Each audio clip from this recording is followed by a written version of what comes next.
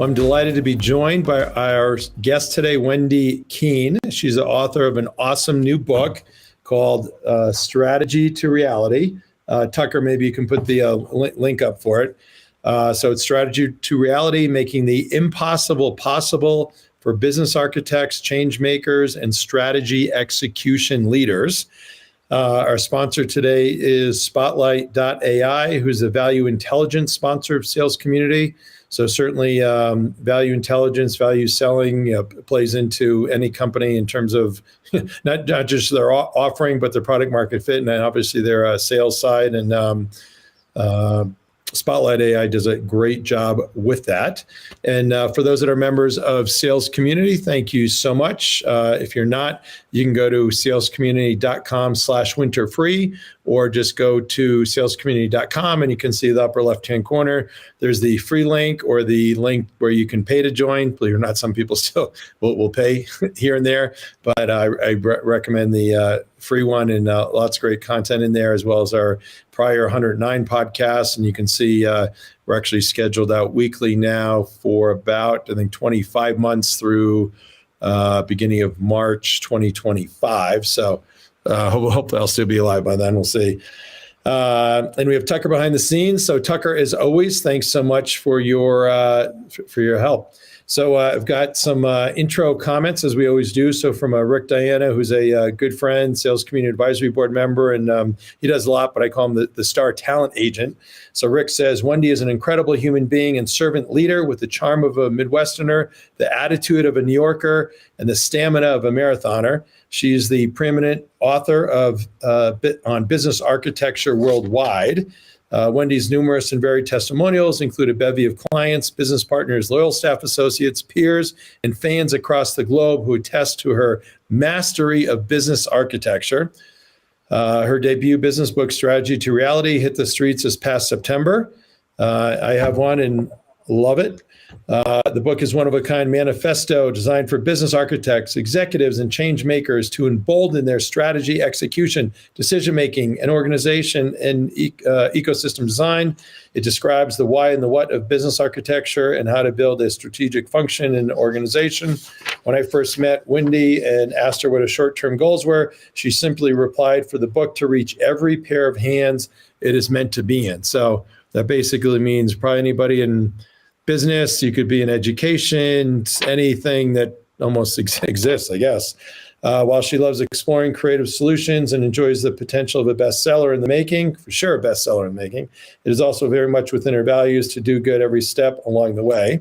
So very nice there. From Robert Field, who's the VP of Global Information Technology and Digital Solutions at Presupart, says Whynde is visionary in the world of business architecture, sharing her expertise and applying best practices across all industries. Her approach to strategy implementation has revolutionized the way companies should approach their business objectives, fostering a culture of collaboration that consistently elevates success rates. Beyond her professional accomplishments, Whynde is known for her selflessness and genuine desire to help others without asking for anything in return. It's no wonder she's referred to as the embodiment of generosity and kindness, making her truly one of a kind. Wow, pretty amazing there, huh? So I am truly lucky. Only recently get to know Whynde through our mutual friend Rick, but so far so good on all those comments for sure, and really impressive. She's a little close to the vest on some of the customers, but some small companies like FedEx, Allianz, GM, VF Corp. So has helped some real big players, some very senior executive teams that have major strategy groups. So even though they have people that have strategies as a full-time, the executive leadership team has strategies as a full-time, they still enable her help and her services.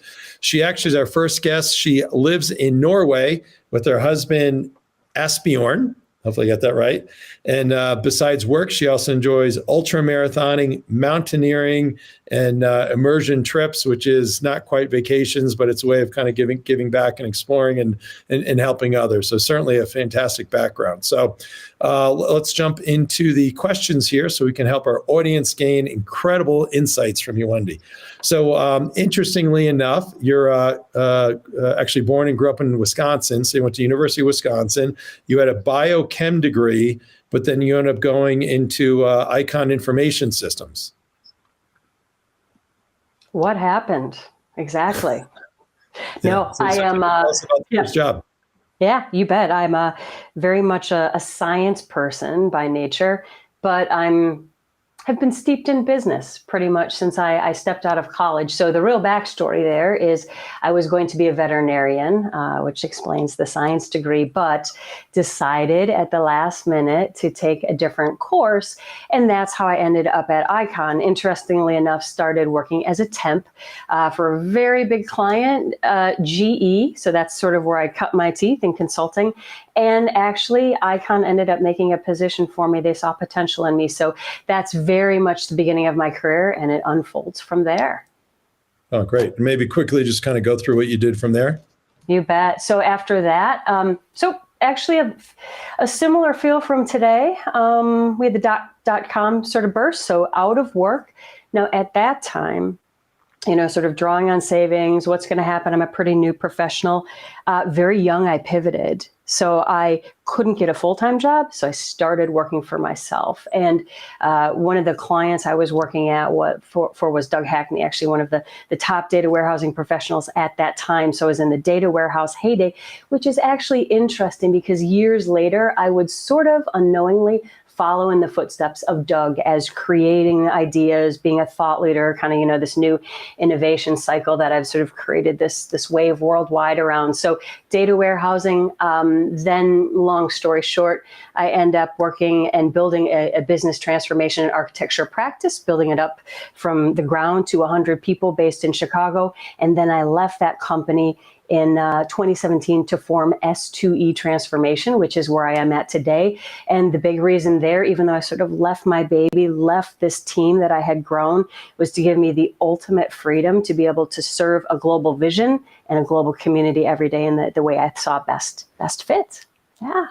That's great. Very, very, very impressive. So from a high level, your kind of the thesis is, okay, strategy is important.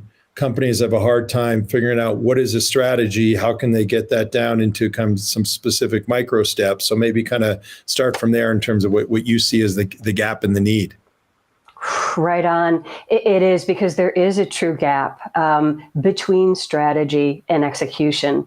We see it in statistics that abound still. We see it in gaps in graduate business curriculum. We did a study just a couple years back to actually identify this.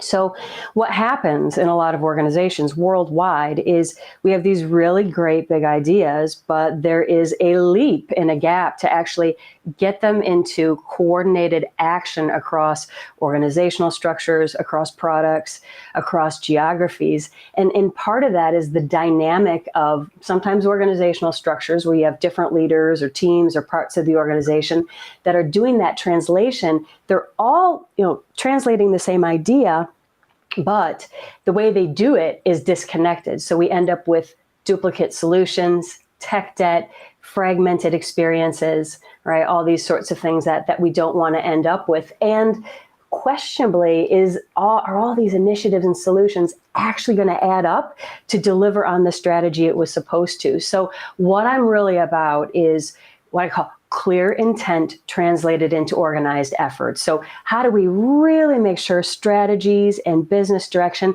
are clear and can be understood at the various levels of the organization? And then how do we use a business blueprint to sort of map out what changes do we need to make so that we can be coordinated on a macro level before we do all the micro level details? Yeah, no, I don't know if you're familiar. We didn't talk about this in our prep, but I've had carried with me, and I have somewhere, the Harvard Business case study on it's just simply kind of what is strategy. And what I like is not, that's helpful and it's nice, but kind of yours has kind of the building blocks that really helps you kind of get in the weeds. So ultimately you can kind of bring it down to an individual contributor. And there's a few good charts I'll try and get to here. This is business architecture, domains, and key relationships. But if you think about the kind of business architecture and strategy, if you can kind of see it here, I mean, a lot of times you might think about, okay, there's maybe, 2 or 3 or 4 kind of swim lanes or things you got to think about. And, here there's, 15, you got the stakeholders, policies, capabilities, strategies, organization, information, products, value streams, initiatives, metrics, et cetera, et cetera. So I'm sure a lot of times just coming in and just kind of defining these different pieces is kind of probably half the battle, right? It sure is. And defining them, and then also defining them across perspectives, across different, people from different parts of the organization, because it's sort of the elephant touching parable, right? We see different parts of the organization, but we don't necessarily see the whole or understand the whole. So that's the key. And that actually creates a pretty big mindset shift. No, that's great. And then this other one kind of, I think, it gets more in the weeds and the elbow grease of it, but the role of business architecture across strategy execution. So maybe you can kind of briefly touch on that, because to me, I kind of visualize, okay, this is kind of the working sessions where people break out in functional groups and say, okay, let's kind of define and figure out and assess and figure out what we're going to do or not do. So what's a kind of a deeper explanation there? 100%. So, and it's a circle, right? Because we're always going around. So, it's first, defining what I love it. First, defining what we want to do. Yeah. And so, having this blueprint helps people to actually understand sort of the what if scenario, right? What if we do this strategic option or that? What's the butterfly effect? Then secondly, we're going to architect the changes. That's where the new magic happens. That's where we say, all right, collectively, what's the big stuff we need to harmonize on? If this is our strategy or what we want to do, what are the capabilities we want to invest in to actually make that work? Do we have them? How well are they working? Now let's shape the initiatives. That's the next stage. And then we are into solutioning and actually making sure we measure results. To be really clear, this is not trying to imply that waterfall is the way to go, right? There's a lot of iteration, a lot of flex in there, but it's acknowledging sort of these big chunks of things that we do, indeed. And there's another point I would say is, the architecture, sort of the golden thread, right, allows us to keep this continual balance and alignment between strategy, the capabilities we're investing in, and the initiatives and solutions, especially if we need to replan what we're doing very quickly. Indeed. Yeah. Now, tell me, I don't know if you can mention by name, but certainly of some of the customers, we can mention the FedEx, the Allianz, the GM, kind of VF Corp. So you think, okay, they've got these massive groups. They know strategy, they know what they can do, how they can do it. So what is the kind of differentiator with you in terms of what you can do that they can't do or don't do? They are looking for this competitive advantage to better and quicker turn ideas into action. I mean, I think that's actually a magic power, right? Because here's why this is important. Right? Because with the pressure of, first of all, customer transparency and the pressure of constant digital connected global world change, coming on the heels of very fresh memories like the pandemic and political unrest, organizations now realize change. We're not transforming and then we're done and then we get to hang out for a decade. Yeah. We have got to build a new muscle to continually get ideas into action and be able to change on a dime. So that's actually, when they come to me, that's the ability that they want to have. And my approach is to build it into their own organization and capacity and processes, right? So I'm only there to outsource and help and guide because this is what they need the ability to do. But it is arguably new competitive advantage, right? Yeah. So it's kind of like a muscle that they may not quite have developed, in effect, correct? Indeed. And I say it's this. When you look at the statistics that organizations, especially big ones, they don't have good success rates at getting ideas into action. But it's almost become like this rock that they have in their shoe. We just get so used to it that we just keep pushing the effort and it begins to seem normal. But now, pressure of more change is making people say, all right, listen, we got to do something about this. Yeah. And do you see I'll say the pressure point or the kind of the group pushing it more kind of the board or kind of the CEO or executives or kind of, where do you think they kind of, I'll say maybe they wake up eventually and say, geez, okay, we got to go do something. Fantastic question. I personally see the push coming from strategy and transformation groups, especially. Also some strategic planning, right, as they're trying to organize there. And then also like the CIO, right, the technology leaders, because they're on the other side of this. They also are looking for the business context to try to make sense of all the work and the business priority and the ability to speak the business language as well to get done what we need to. Oh, great. So we have a comment from Daryl. He says, hi, Randy, Rick invited me. Best Daryl. So good reminder for me. So anybody watching along, feel free to comment and more importantly, ask any questions. Whynde can, this is probably a full semester or a couple semester course at any college or university that we're trying to pack into an hour here. So for me, I would think you have lots of companies that think they have a strategy, but a lot of all it is just kind of very kind of short-term tactical items. So how do you kind of force them to kind of take a step back and say, okay, what is this? How do you take a step back and kind of help formulate that?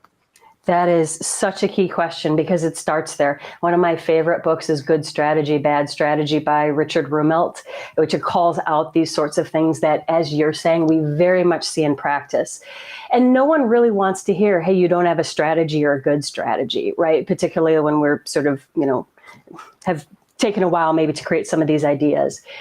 So there's a delicacy in how we go about this. Sometimes we can point those things out. Hey, you're giving people 3 big pillars to try to execute on, and they're all going in a bunch of different directions to do that. Let's create more clarity. Or what we can do is all sorts of approaches. The more political way to do it is to say, here's the ideas we took, here's how we translated them. Let us play it back to you. Here's how we're planning to invest. Here's how we're planning to advance the organization from a capability and technology perspective. Does this make sense to you? And they can either, agree or disagree. And I have found over, a period of, months and years, we actually, through those conversations, give feedback back to the leaders and the strategy team where they formulate clearer and clearer strategies and goals and objectives going forward. Yeah. Gotcha. So opposite from that, the whole kind of vision statement and mission statement, and you're always good to disagree, but I'd say kind of half the time, nobody pays attention, nobody cares. But to me, that's almost kind of the first domino, which I would think, okay, the vision is kind of where we going to aspire to, whatever, 5-10 years down the road. Mission, there are kind of maybe some more things underneath that. Kind of how do you think of those two things? 100%. The vision and the mission are the anchors, right? And where I've seen organizations do really well, like a USAA, which is a really mission-driven organization, they start meetings. That mission is so ingrained in their culture, and it shows what a solidly grounded, company can do. But I agree with you; those are sort of the blocks that we anchor back to, and they're also the things that nobody kind of thinks about on a day-to-day basis, unless you bring it up. Where things start to change, which is where I focus, is the strategies, the goals, the objectives, the metrics, the courses of actions, right? The where we play, how we win, and that's where we spend most of our time because that's where the change is happening. Yeah, and that's where we need to be really clear. So what percent of time would you say the vision and mission are either a joke or incomplete or not used as a broad general statement? Do I have to answer that question? Yeah. In the 90%, easily. Crazy. Easily. To me, it's the anomaly, like the USAAs, that really make it part of their DNA. Those are the anomalies. Yeah, and even you see it in their TV commercials. I mean, right? I mean, you just get the feel of kind of what they're about, how they want to do it. Notwithstanding having Gronk for a spokesperson or commercials, but that helps get the point across, right? Okay, no, we don't want Gronk. Hysterical. So, all right. So Daryl chimed in here. Thanks, Daryl. What changes do you recommend that the C-suite undertake to address the new hybrid work culture? Great question, Daryl. Thanks. Great question, and a really, really big question too. I think part of what we're realizing worldwide is there is no one size fits all. So I think the first thing is just starting to understand what's our culture, and even looking at the population of people that we have in an organization. Even in an organization, people have different jobs. People need to be co-located. So I really think it's just making educated assessments and decisions based on the landscape of the organization. Who are the people in it? And most importantly, what are we trying to achieve for the customer? And how do we best give people life balance and options and choices, but make sure we're there to serve that customer in the way we need to?